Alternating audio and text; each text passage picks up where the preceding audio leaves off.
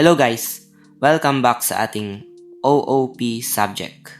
For today, ang pag-uusapan natin is all about array of objects.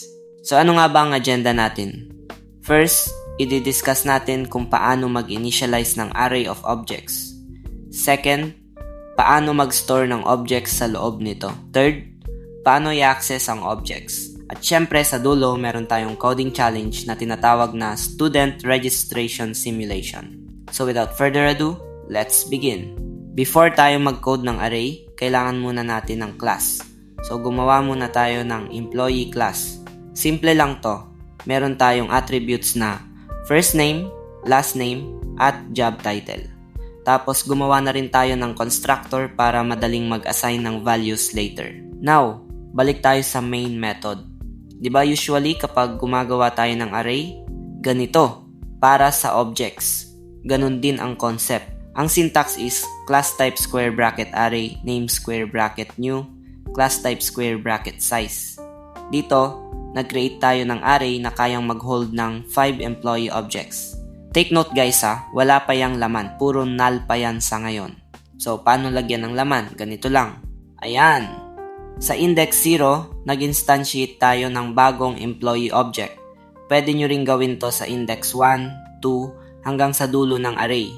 Pero syempre, kung marami tayong i-input, mas maganda kung gagamit tayo ng scanner at for loop para dynamic ang pagpasok ng data. Okay, para matest ang knowledge nyo, here is our challenge for today. The Student Registration Simulation. Ang goal nyo is gumawa ng program na magtatanong kay user. How many students to be registered? Kapag sinabi niyang 3, dapat mag-loop ang program ng 3 times para kunin ang first name, last name, course, at year section ng bawat student.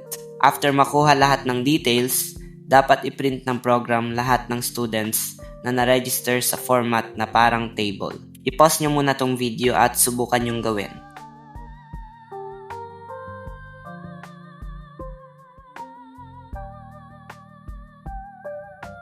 Tapos na ba? Nagawa nyo ba? Kung hindi, okay lang yan. Let's code it together. First, gawa tayo ng student class. Then sa main method, instantiate tayo ng scanner. Tatanungin natin si user kung ilan ang students, tapos yung number na yun ang gagamitin natin na size ng ating array. Gagamit tayo ng for loop para isa-isang kunin ang details at isave sa array indices. Importanteng gumamit ng .next line ng tama para hindi mag-skip ang input, okay? Finally, another loop para naman i-display or i-print ang output. And that's it. Ganyan lang kasimple gumamit ng array of objects sa Java, parang array list lang sa last lesson natin.